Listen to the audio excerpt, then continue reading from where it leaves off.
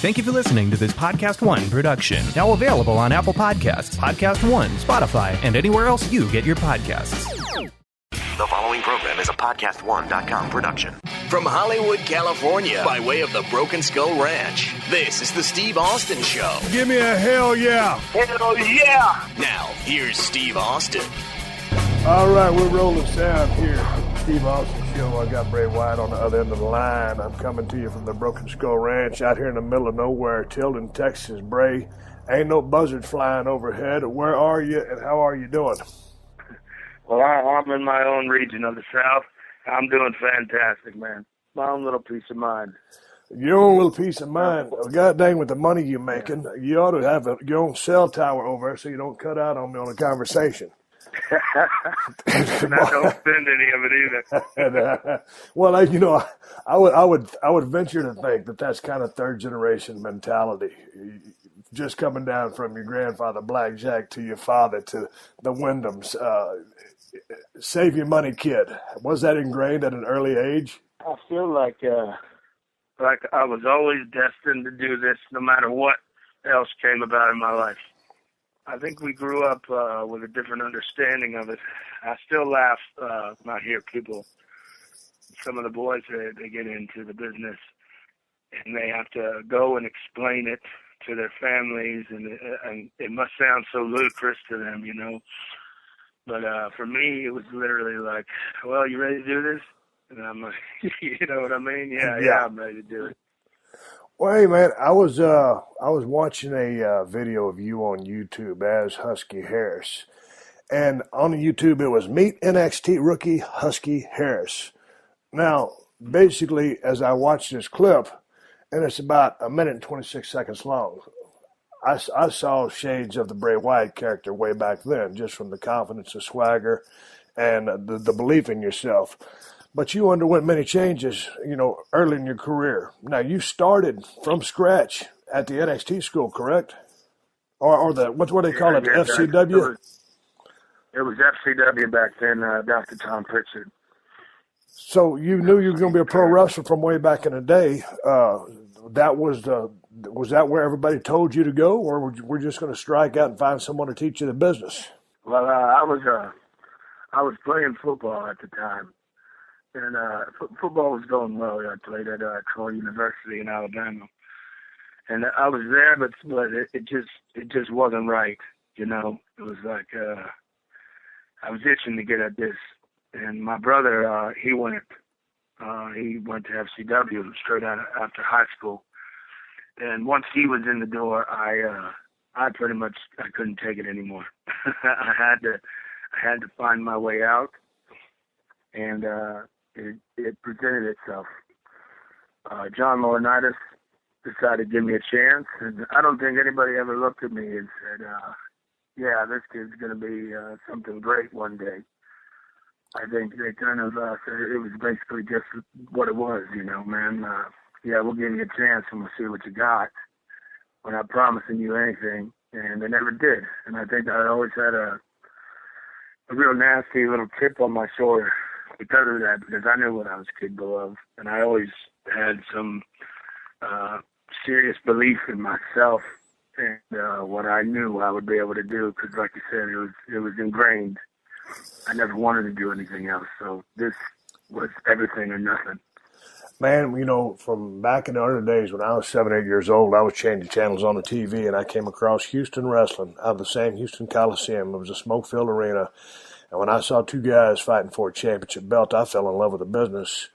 And so, that was, what I was going to do. And I finally ended up getting a chance to do that. But, back in my formative years as stunning Steve Austin with long, stringy blonde hair, I was a pretty good mechanic in the ring. But I don't think anybody would have picked me out of a lineup and said, hey, this is going to be your superstar right here. Nobody ever saw that in me, probably much to what they saw in you as Husky Harris. And that's exactly what I was saying. I was alluding to was the difference between Stone Cold and stunning Steve Austin is my same transformation from whatever Husky Harris was to what I am now, which is myself. Husky Harris was a shell. It was everything that I thought they wanted me to be, and it wasn't me.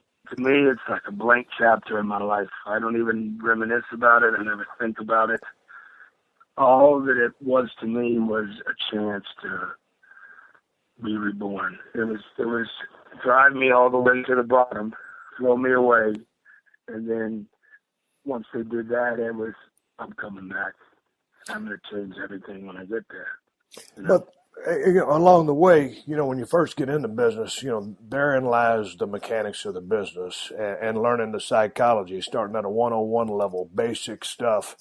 And so you got to go through that process to experience growth. I mean, there's very few people who just got into business, had an instant gimmick, along with the work rate and the psychology, the mechanics, and just turned into an overnight superstar. Even when you look at someone like, Ric Flair, he was a guy who had to pay a lot of dues. And, that plane crash kind of changed his body type when he turned into a smaller guy.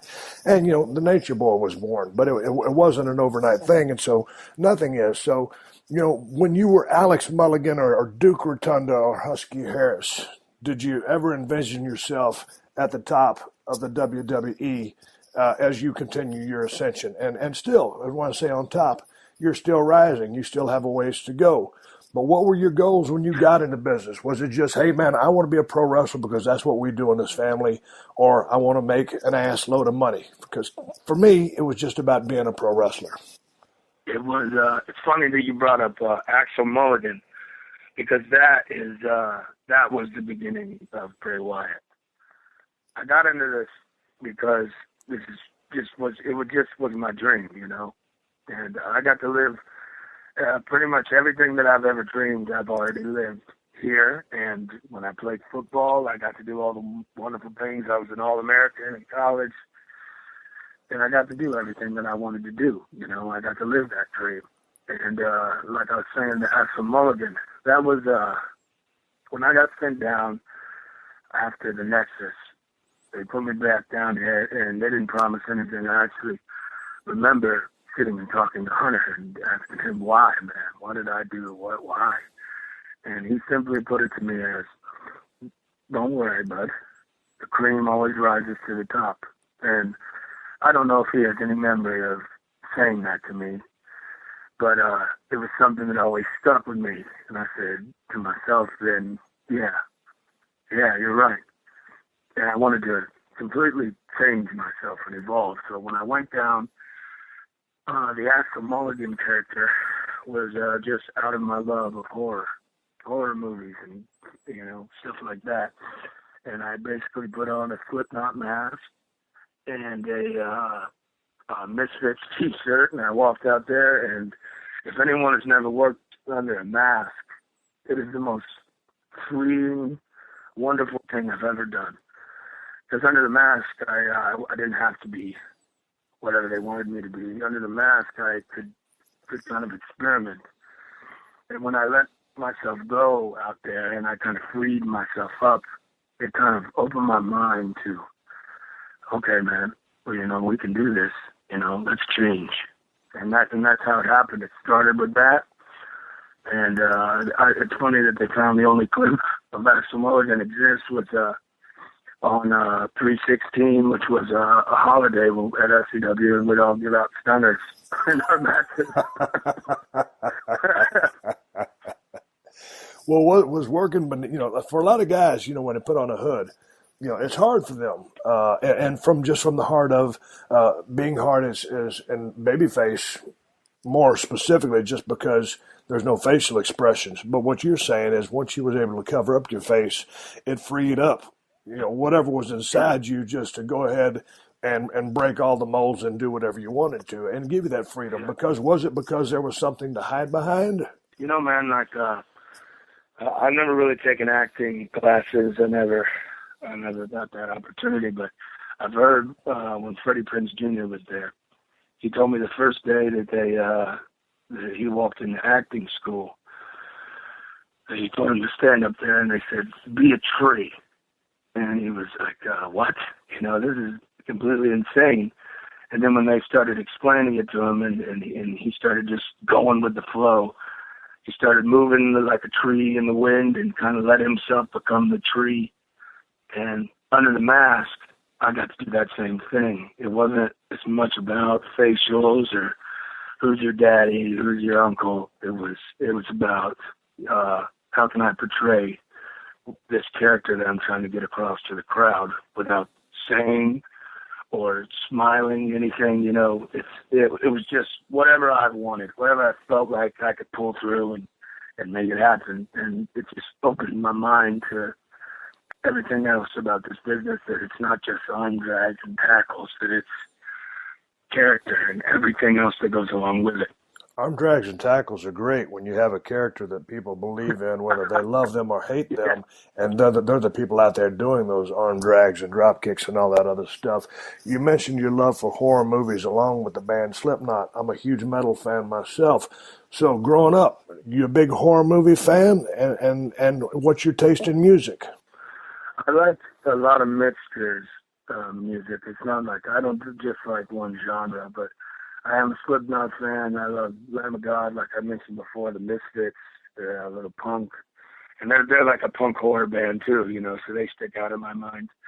But I also like reggae and things like that. And a lot of the Bray Wyatt character comes from my favorite band, which is Rage Against the Machine. Yeah, one of mine too. Yeah, I was kind of turned on to them at a real young age, and so like this take the power back mindset, you know, it kind of just became mine, you know. Anti everything is the Bray Wyatt character, just like it was in Rage Against the Machine.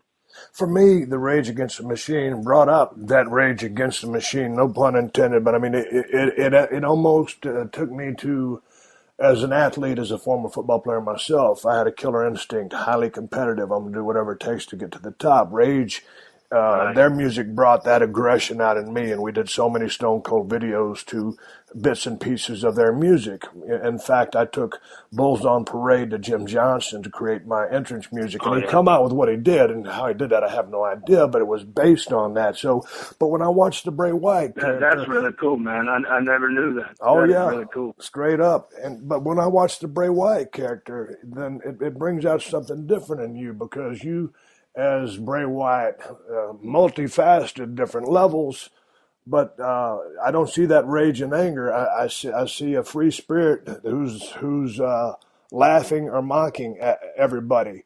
What's going through your mind as Bray Wyatt? What was the genesis for creating Bray Wyatt, the character? How did that all come about? Because certainly there have been comparisons to Dan Spivey's character of Waylon Mercy. And this, the way I explain this is it went in chapters, man. It wasn't just like right. You said, it wasn't, I didn't just find it. But what people don't know is that I did this character. I've probably been doing it for over 3.5 years now. And for a year, no one saw it. The day, I was told one day, basically, change or we don't need you anymore. And, that infuriated me, and I was very blindsided by that. I wasn't expecting it. I thought I had been recalibrated, and I thought I was doing great. And on that day, for whatever reason, Danny Spivey was at the Performance Center back then, the FCW Arena, and I sat with Danny, and I just started talking to Danny, and he was kind of giving me some insight.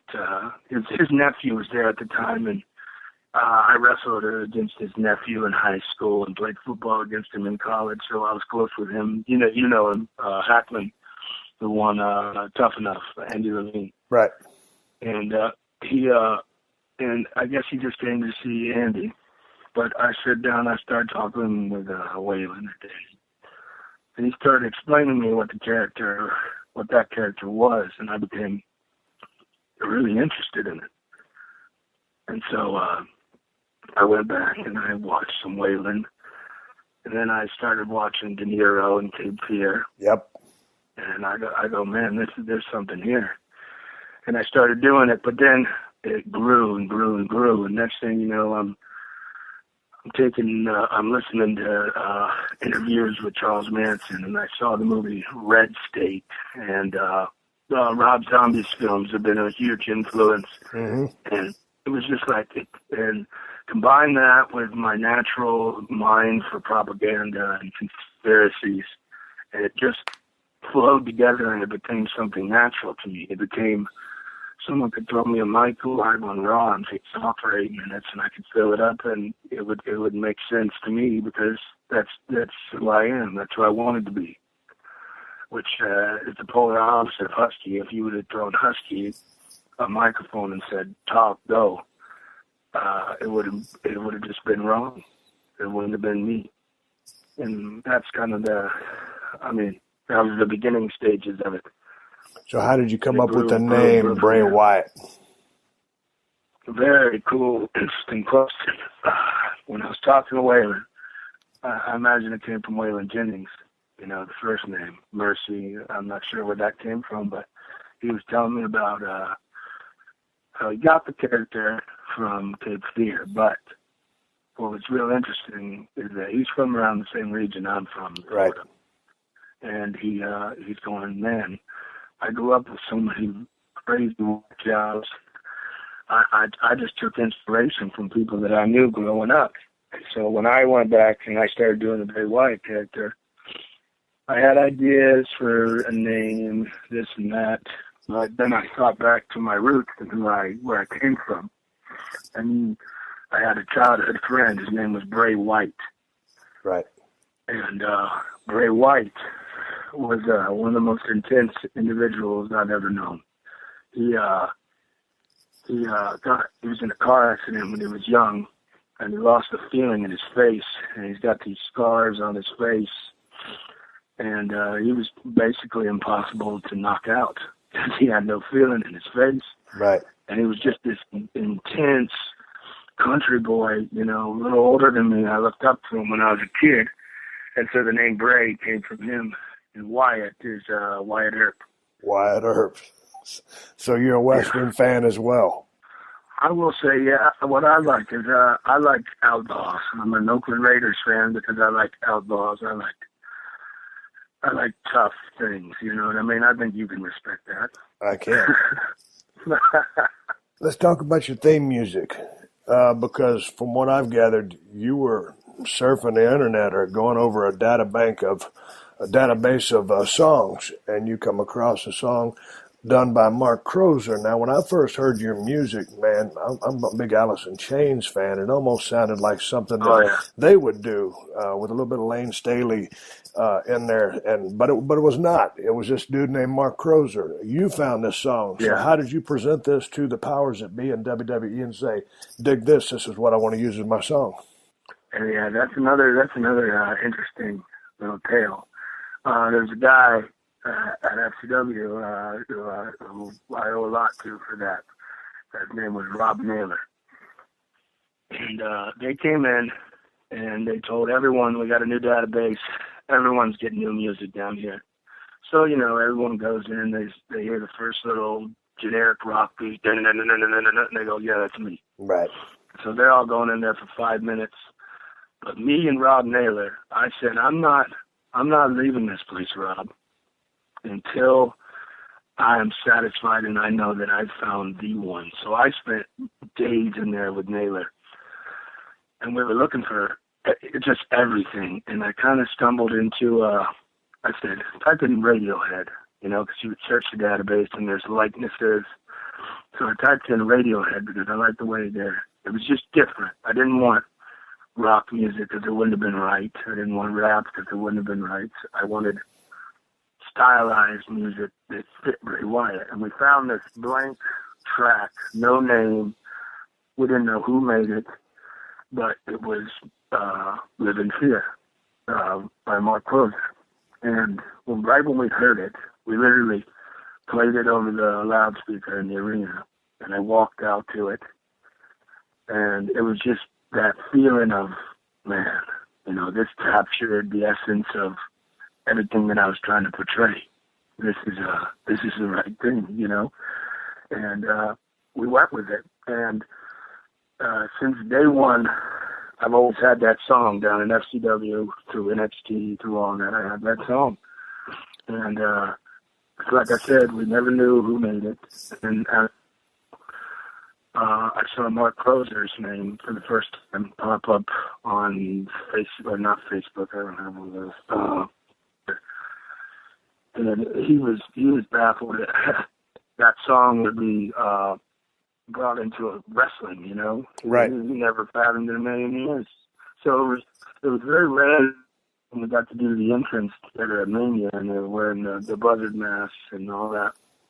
It was just like it had come full circle, and I realized how just real all of this had become, from a tiny warehouse in Florida where no one cared to the biggest stage of them all, you know, in New Orleans at WrestleMania. So it was a match made in heaven, made to be, man. Hey, man, you mentioned how real this was to you. Man, when I was in the ring, when I was going to the ring, it was real to me. That's the way I perceive the wrestling business. I mean, hey, man, it's a work, it's entertainment, it is what it is, but I'm out there trying to open up a can of whoop ass in the most believable fashion that I could see fit. And, you know, in a business of make-believe, you make people believe in you. That's your same goal? Is that your take on the business? 100%. When I walk out there, whatever I am, it doesn't exist. There's only Bray.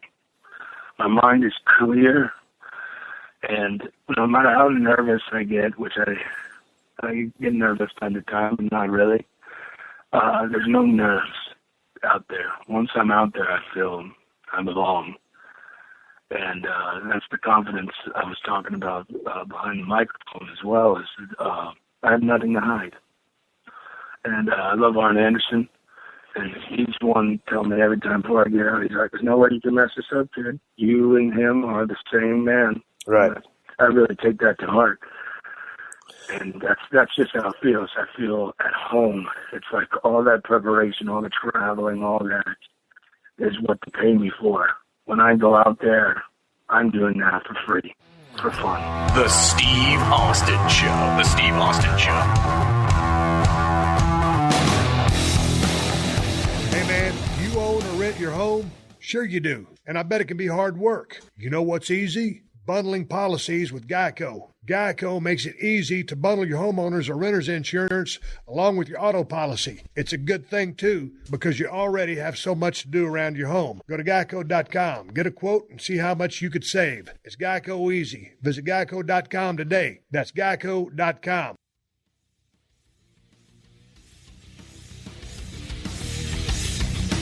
Bray, when I used to go to the ring, the glass would break, that music would hit, and there was an adrenaline spike, and there was a rush like no other that I can explain. I've never been able to recreate that. If I could bottle that up and sell it in little glass vials, I would be a billionaire.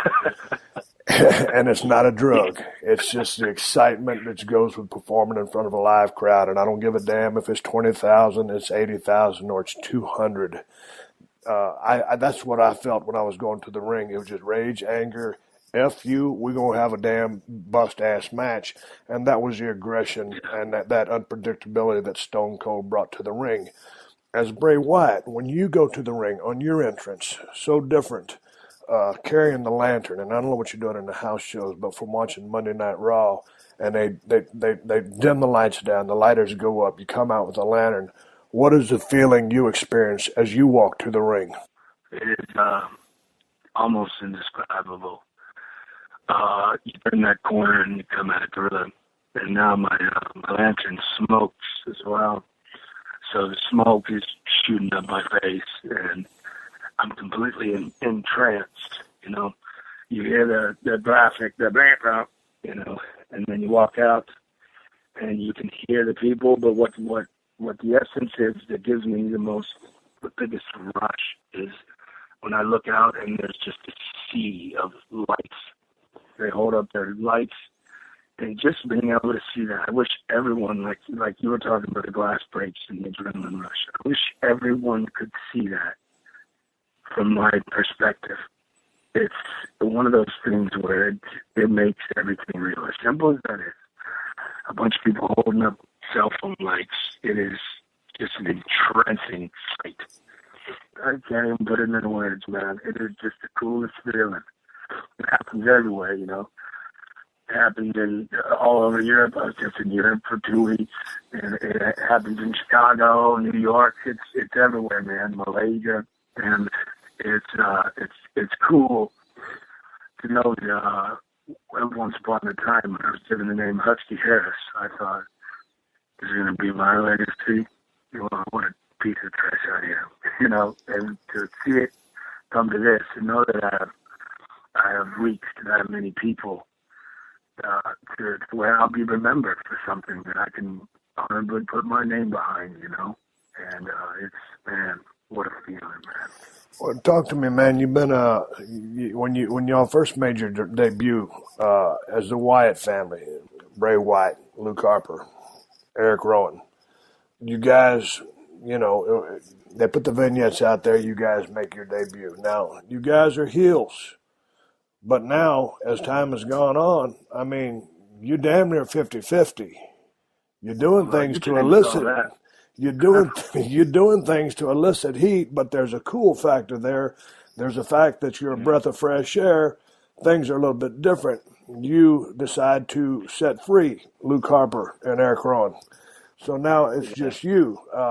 When you three were together, was there comfort in strength in numbers as you were, you know, putting the character together and becoming a unit? And some of the, you know, great matches that you guys would have with the Shield, the strength in numbers, and also easy to go out there and do a third of a match rather than a whole match because you've got tag partners. How did they assemble you guys together down in FCW and say, hey, man, these are the guys and this is the Wyatt family and here's the leader, Bray?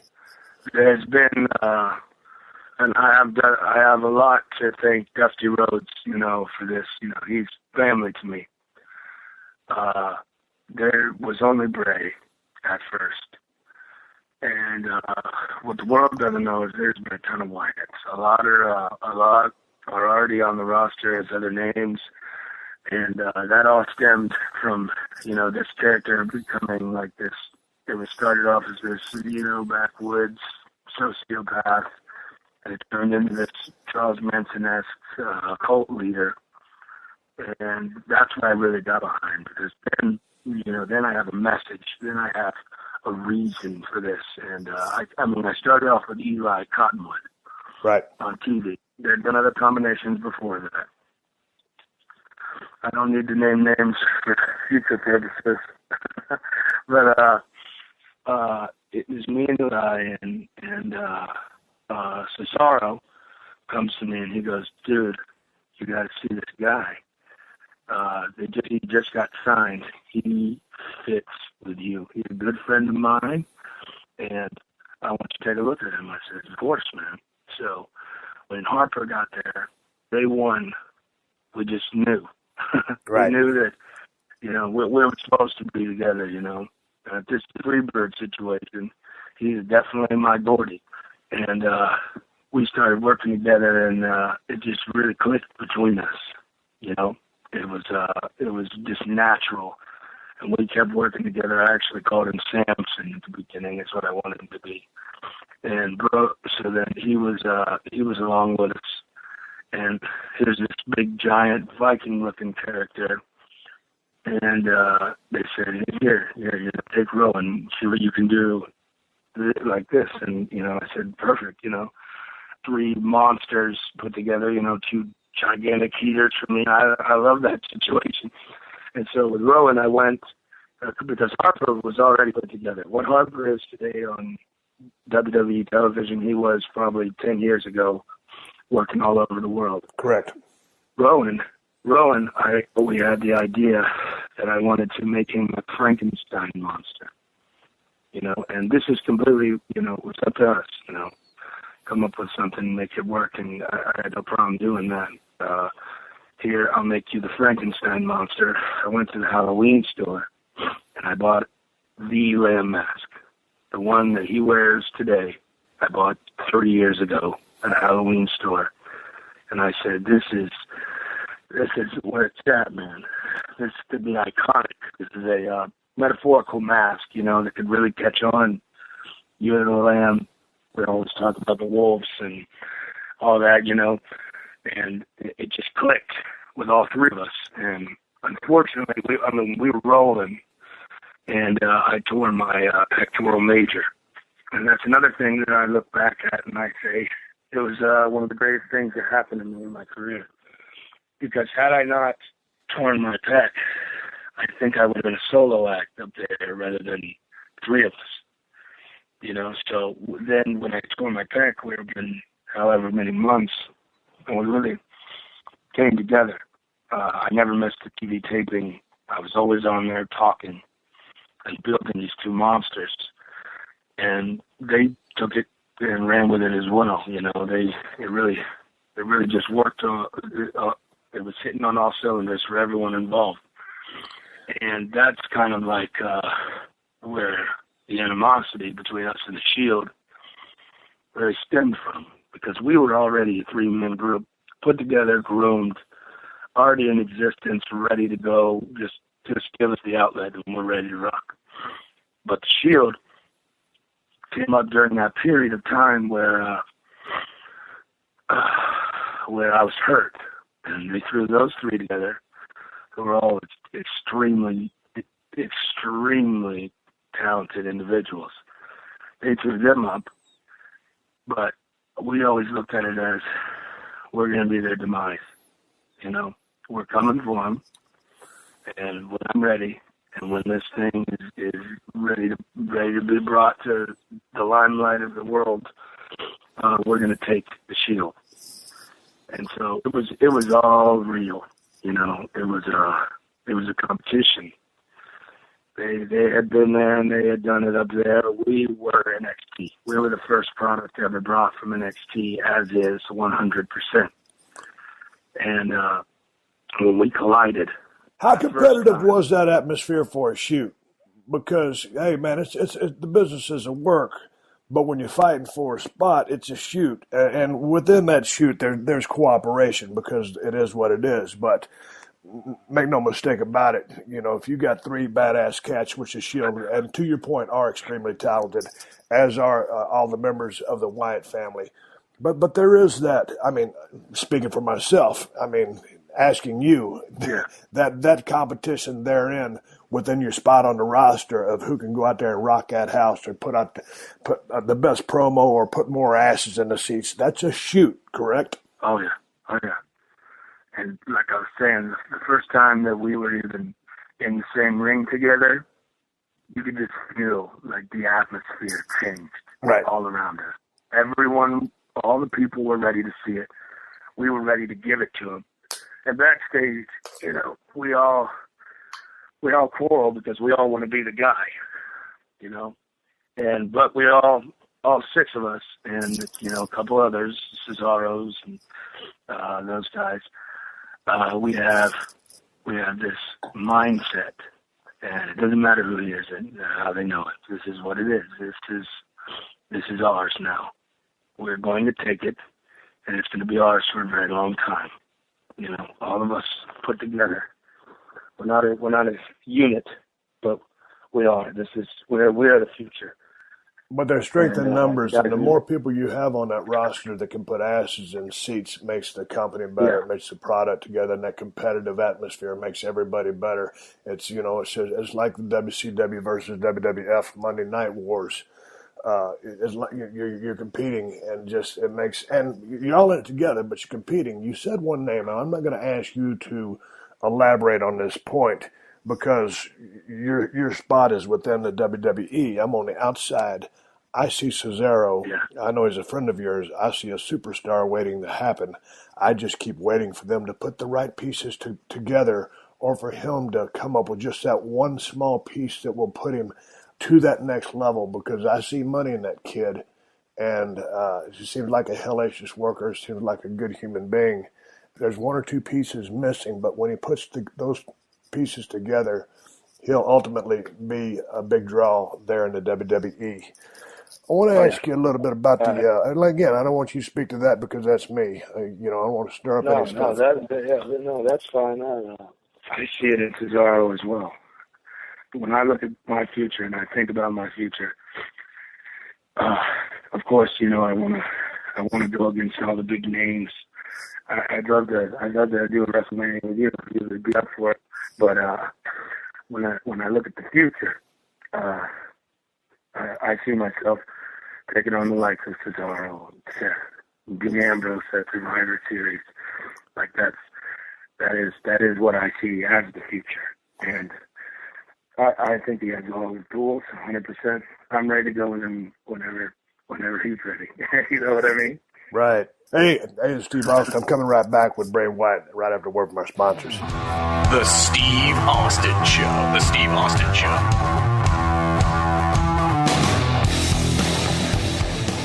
Hey man, do you own or rent your home? Sure you do, and I bet it can be hard work. You know what's easy? Bundling policies with Geico. Geico makes it easy to bundle your homeowners or renters insurance along with your auto policy. It's a good thing, too, because you already have so much to do around your home. Go to geico.com, get a quote, and see how much you could save. It's Geico easy. Visit geico.com today. That's geico.com.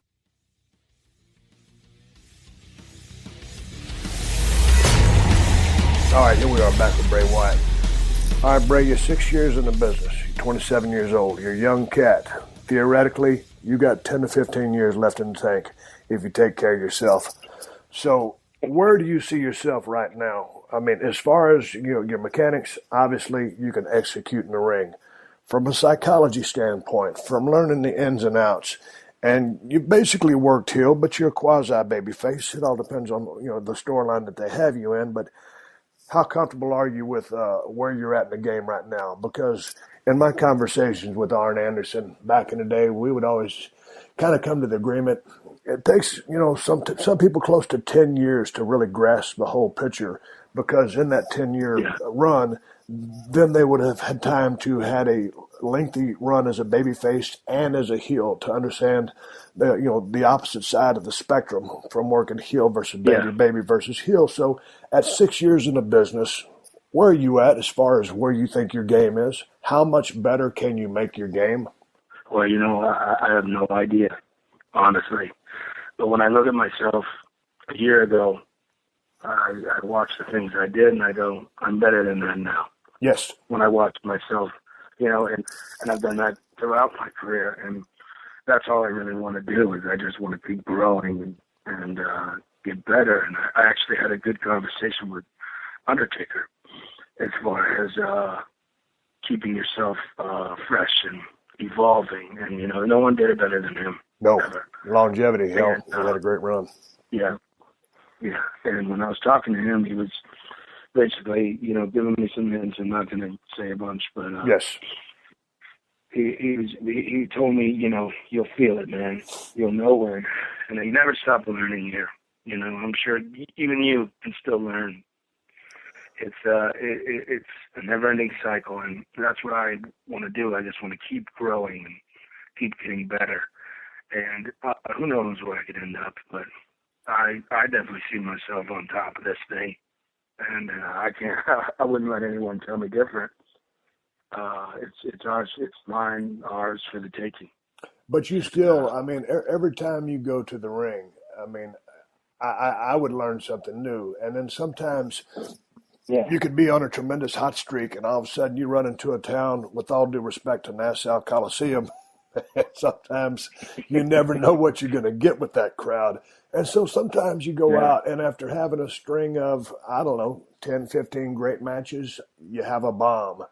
And then you just think, man, what went wrong? I'm not as good as I thought I was. I still need, there's many things I still need to learn.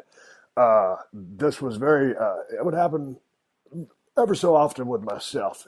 Do you have those nights where sometimes things just don't go as you'd like them to go, and they could have gone better, and you doubt yourself? Oh, 100%. It's I feel as if you've never experienced that feeling, then you don't belong there. Right. It's and those are what you grow from.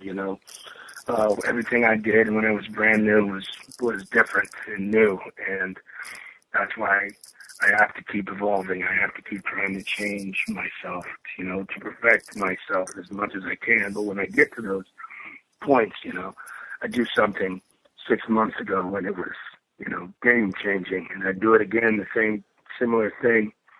And this time, Not so much. We've seen it before. Right. And that is the challenge within Right. this business. You know, you go, okay, all right, well, I guess I got to go back to the drawing board. I'm going to figure something out, and I'm going to stick it to all y'all, and then we'll see what you think. You know what I mean? And sometimes that comes in the form of pacing within the structure of a match, Mm-hmm. and say you're going a hard 15 minutes from start to finish. And sometimes, you know, maybe the match is almost basically the same, but it's putting in different pauses, periods, and exclamation points in regards to the action and changing that pace depending on how you start that match. So sometimes it's not really changing what you're doing. It's changing how fast and slow, and then the explosion, the rhythm of the match. And sometimes when you don't have somebody, you don't have that crowd like you want that crowd, it's time to call an audible and do something to get that. And you do something to elicit a response. Based on that response, you respond accordingly. And so the psychology part of it is just, it continues to be an evolution.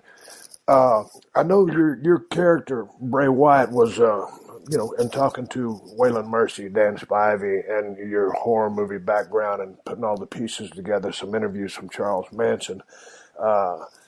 That's part of the character part, but the in-ring stuff that Bray Wyatt does, just in regards to the physical work, not the spider walk, any of that stuff, was there anybody that influenced your work? Or if they did not influence your work, were there guys that you watched, guys before your time that you appreciated their work style in the ring? Who were some of the guys that you looked to just that you liked watching them work? Well, to be honest, not to take your own horn, but you, of course. And I liked guys that were different. You know, what made what they did work. Right. And I'm a big fan of Jake Roberts. You know, I'll always be a huge fan of Jake Roberts. Huge fan myself. Yeah, a lot of my ideas stem from things I've seen him do. Mick Foley was a big influence. Terry Funk, Terry Gordy, Kurt Hennig, all these different styles. I studied and that's what I wanted to be, was a hybrid of everything that I thought was cool, And combine that with the freedom I gained when I went under the mask for a little bit, and I started just letting my specific strange little quirks that only belong to me come out, And I have little things that I do that I can't even control, like. For some reason, when I go out there, my right hand goes nuts, and I can't slow down my hand. It's just a natural quirk that I have that no one else does. And the way I move and things, the way I sell things, I can't control you. I couldn't teach anyone to do it. It's just letting myself be free and letting myself do everything that it wants to do without trying to put restrictions and boundaries on it. But all those things, and if you watch a Terry Funk match, you can see exactly what I'm saying. Right. Like, you can't teach anyone to be Terry Funk. Terry Funk was just Terry Funk. And those kind of lessons, like watching enough of it and learning that, man, there's no restrictions on this. You can do whatever you want. And that's what made me. Now, with you setting Luke Harper and Eric Rowan's free, now life as a singles wrestler, as strong as you guys were as a unit, and I can appreciate that, but I was always a singles wrestler. For a while, I was in a tag team with Brian Pillman as the Hollywood Blondes, and I love that once it turned into what it turned into, because I struck up a very strong friendship with Brian Pillman, but I got into business to be a singles wrestler so I could depend on myself. If I got injured, it was on me. If something screwed up, it was on me. I had to depend on the guy I looked at in the mirror. So now life for you as a singles wrestler, to me, that gives you more freedom. Am I wrong? You've got to be enjoying this singles run.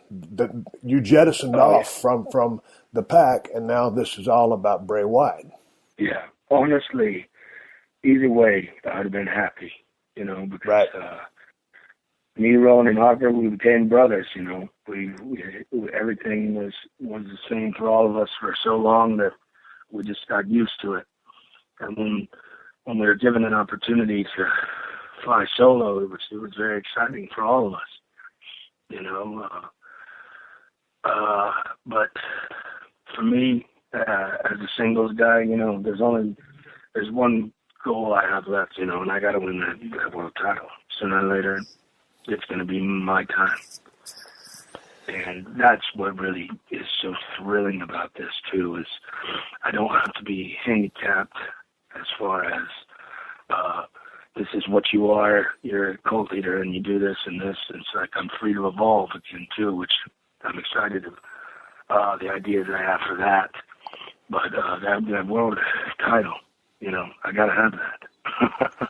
Hey, man, I always said if you ain't in the business to have one in belts, you got no business being there, because that's the competitive dynamic that says, you know, hey, it's one thing to have an entry-level job, but if there's room to work your way up the ladder, then that's where you want to go. And that's just the way I was made. It sounds like you're made in the same way.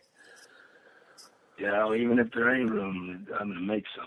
Hey, dude, hey, don't get me wrong. We all jerk the curtains, and we all work some popcorn matches, and you know, that's part of paying dues, man. I've been there and done that. But I used to always watch the matches, Bray. I would find a place. I was down in Tennessee, and I had a stinker of a match. I'd been in the business for 2 months, and Dutch Mantell was the booker, and he cussed me out after I stunk the joint out, and he told me to grab a chair and watch all the matches, and he told me that's the only way you're going to learn this stuff. How often do you watch the matches? Do you watch the card and see what the guys are doing, see what the crowd's buying? You try to stay in touch with what everybody's doing so you don't go out there and possibly work the same body part and see what your peers are doing, how their work is progressing, or what you could do to be even more different. And that goes back to what we were saying about being hungry about this. You know, if you're not willing to change and willing to step up and do different things, then someone else will pass you. And that, for me, is completely unacceptable. I've seen so much wrestling in my life, I can't even imagine how many hours.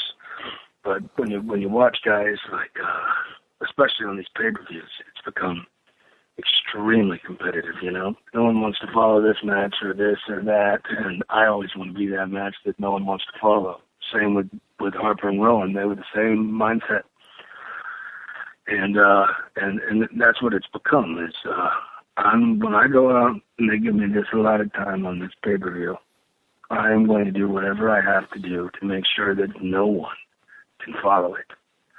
Because we're all trying to leave an imprint on this business right now, all the young guys especially. And that's how we're going to be able to do this. Is, you know, we're going to change this era. This is our era now. And I've gotten a lot of experience, you know. They say you can't get better, but the only way to get better is to work guys that are better than you. And I've gotten a chance to work with, you know, a lot of legendary people in this business, you know. I started out with Kane, you know, who's been around forever and knows the ins and outs. And when I got to work with him and Cena, Jericho, and, you know, you name it, you know, everyone that's been around that I've been in the ring with, I've just been a sponge, and I've been learning, and but at the same time, keeping myself fresh and coming up with new things that even they had never done, you know, and that has become the challenge that we've all presented ourselves with this day, you know. Hey, let's talk about having a microphone in your hand. Let's talk promos for a second. But before we do that, let's go back to your education process, because you were, 22 hours short of graduating, 27 credit hours, and you dropped out of school after playing football, and which you were an All-America. What were you studying when you were in college? Well, that's kind of the funny thing about this is I was in podcast journalism, which I was going to do radio, do radio shows, and this business and doing well here is a better prerequisite than any degree you can go out and get for the broadcast world, you know. I've had a microphone in my hand in front of millions of people on a ton of occasions, you know. And so that, building up that courage to make the jump to this business, and then seeing it through, and you know, I didn't need college. It happened on its own, you know. And I'd love to do the podcasting, and you know, I'd love to get into radio when I'm through here. You know, that's the ultimate goal, because I have so much to say and so much to give. You know, so I never really needed the school. Bray, I dropped out of college with 17 hours to graduate. I was going to get a degree in physical education. So it broke my parents' heart, because I was going to be the first guy. You know, I had a 4-year scholarship, got a free education, paid for a year of college on my own, and then dropped out because I saw a commercial for pro wrestling. I said, hey, that's me, and that's what I did. So when you decided to leave college, now, did it devastate your parents? Were they like, oh, man, you were so close to getting that degree, which will open many doors for you? What were their thoughts when you decided to drop out? I think I was always a bit wild. I mean, then when I was 17, I moved to California, you know, because I wanted to play football. Yeah. So I moved to California and went to JUCO, and nothing really frightened me about just taking the leap. You know, I have that gift. It's probably something my mother gave me. But, yeah, I wasn't afraid, and whatever they thought, I used to come home and I'd have 6 new tattoos, and, you know, my parents just chalked it up, I think, to, you know, he's our crazy son. Yeah. It's just the type of things he's been doing in his life. But on the other hand, I never really failed. You know, everything I ever did, I really put my soul into it. And this is no different. And so I think they trusted me, and you know, they knew that, you know, I was going to put everything I had into it, and luckily it did work out. Well, what kind of grades were you making when you were in college? Were you a smart kid? I was the type of person where I have some gift. Like now, if I say something out loud, I can just remember it. You know, if I hear something, I can just remember it. And especially towards the end, I was getting a lot of C's and maybe some B's here and there, but I never really tried in many subjects. I could just do it. And I never really liked math. Yeah, I just don't understand it. I never will. But like psychology and things like that, I was very interested in. And those are some more of the things that kind of molded me to make me who I am right now. You know, all my life experiences, I've taken something away from it, and it's made me into this creative mind and given me an outlet to grow. You know, and what's that? Well, I just wanted to see what kind of student you were, because it was just leading me to ask me about the thought process behind your promos. Because I got on a website and saw some of your promos transcribed to read the words, and I've seen so many of your promos on Monday Night Raw, but to see them just written out on a computer screen is a whole different ball game. So obviously you have a vast creative side to your brain, but also are you a voracious reader of novels, of stuff? Because it seems like you're a well-read person just by reading your promos, much less listening to them. I'm into a little bit of everything. I listen to a lot of podcasts. A lot of it stems from music, and I have for some reason, I just come up with things. You know, I don't, because of all the things that I've studied and been through in my life. A lot of it I just come up with. Like when I go out there on Monday Night Raw, whatever if they wrote it all on a piece of paper for me, there's no way it would come out that way. Right. It has to be just me. So when I go out there, there's no telling what I'm going to say. I don't even know. When I walk out there, it just free flows out of me because, like I said, when I walk out there and I see the lights and everything, it just becomes me. Me and Bray are one. And so, like Arn Anderson says, there's no way I can mess it up because me and him are the same. And I do study things, you know, like this has brought me a lot closer to the Bible. I read from the Bible. And like I said, the various podcasts, I'm big time into conspiracies and things like that. I just find it extremely fascinating. I don't believe in all of it most of the time, but there's some things I do believe in, and problems with the world. And I think that my fans, they like the little puzzles that I put out there for them, and they find it fun to try to pick them apart and see what they are, because everything I say, there's a lot of deeper meaning to things I say. I'm not just saying a lot of these things, you know, it's not, hey, this Friday night, me and Cesaro are going to meet up in Largo, Florida, and we're going to beat each other up, you know. That's not who I am. I'm above, in my mind, persecuting the crowd. I'm not going to insult them and do things that way. I'm going to challenge your mind. I'm an adult-oriented character, but I think when I come out, children understand that that's a monster, you know? So, and that's what I've tried to build myself into, challenge your mind a little bit. Sometimes do you feel like it is okay to go back to ABC to sell that pay-per-view? Or because sometimes I listen to your stuff and it's like poetry to me. I dig it. I see what you're doing. But sometimes I think, well, is everybody getting this? Because what it's got to boil down to is we're in the business of people putting people's asses in the seats. Every 18 inches, there's got to be an ass. And or you ain't going to make no money.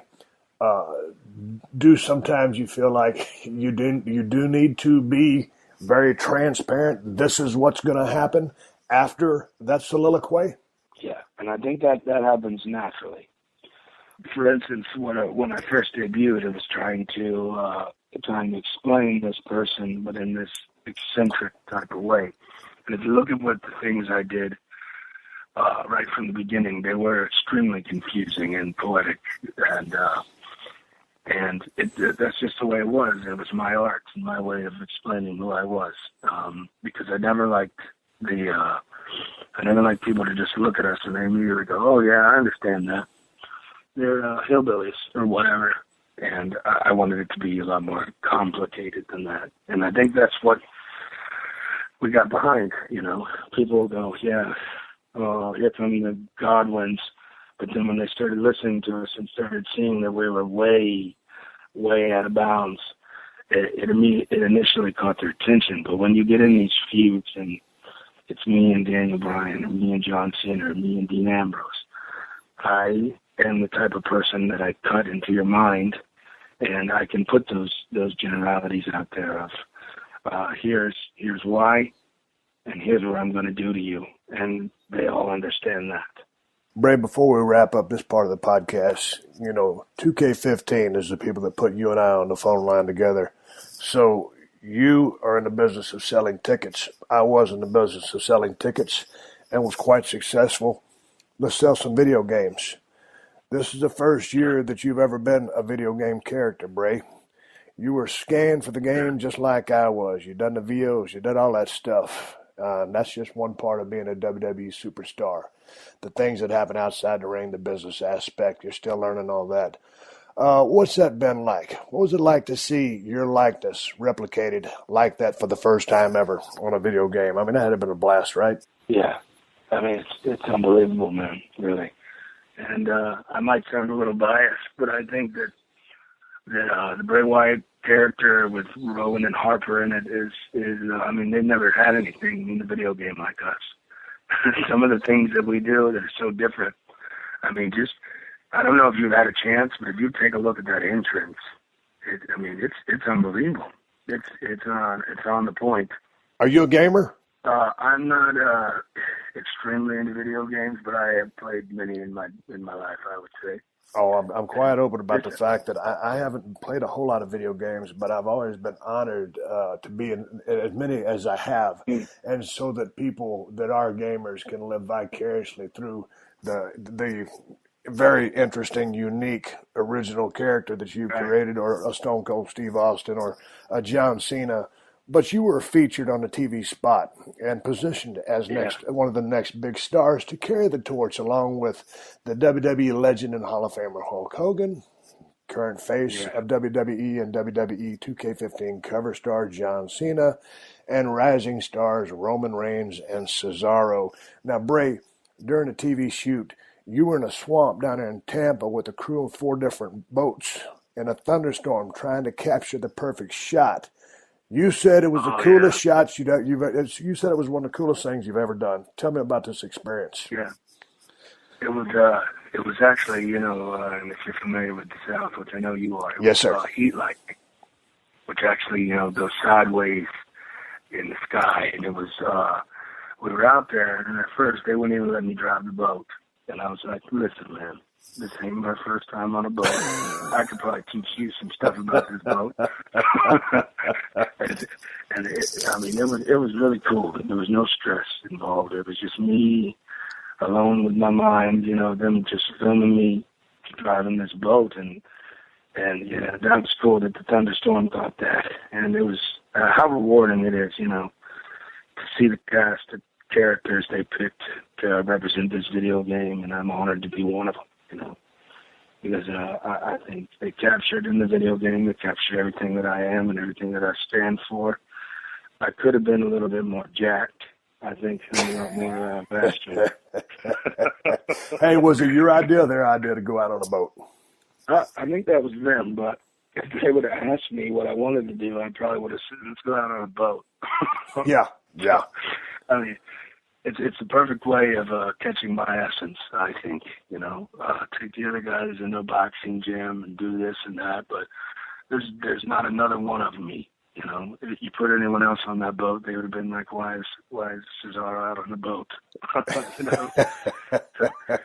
It's a good feeling to know that either what I wanted to be has been portrayed, and it's come across enough to where everyone else can see it.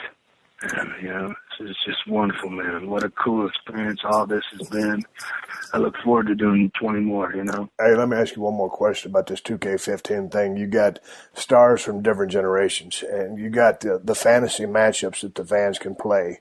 Austin versus Bray, Bray versus Taker, Bray versus Sting, Bray versus HBK.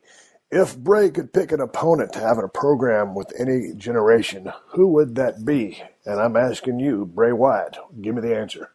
There's every one of those names you just mentioned could easily be the answer to this question. But in the realm of the world I live in, I can't pick one. There's 2. Okay, go for 2 of them then. Undertaker is, that would be the Omega. There would be nothing greater than facing off with the dead man at WrestleMania. That is the ultimate goal. There's, that would be number 1. I could speak on it all day. That's just where I would want to be, and that's my dream match. But also Sting. I think the things that I could do with Undertaker and Sting, as far as a build, a story, they would be something that would stick in the minds of fans for generations. I truly feel that way. Undertaker and Sting, or both of them at the same time, man, what a ride that would be. That would be an interesting endeavor. The thing about Undertaker, man, he's a tough guy to work with. He's a fun guy to work with, but man, you got to be in good cardio shape, because when he sells, because he's so big, he always sells on the run. So you're always in pursuit mode, and it only makes sense because he's one of the biggest guys in the territory. So if you ain't got no cardio, and Taker, he's a businessman. He got to take care of the dead man gimmick. So anytime you're wrestling Taker, you better bring a sack lunch, a bottle of water, and an oxygen tank, because he's a lot of fun to work with, but he's a smart guy, and that's how that's one of the reasons why he's lasted so long. And with respect to Sting, there's a guy who I remember I took a visit down to WCW, and it was about 90, right before they hired me. went down to a TV taping in center stage, and Sting was on fire. And, finally he ends up being a part of this video game. We'll get to see if he'll step inside a WWE ring. I look forward to it if he does, just because, I think the guy's had tremendous staying power. He had a tremendous run. He never truly was in the big leagues, which is the major leagues, and that's the WWE, and that's just a fact. But I'm a big fan of him, and I'm a big fan of his career and how he captured, the hearts of so many people with the Sting character, whether it was the first gimmick or the reincarnation coming back as the Crow.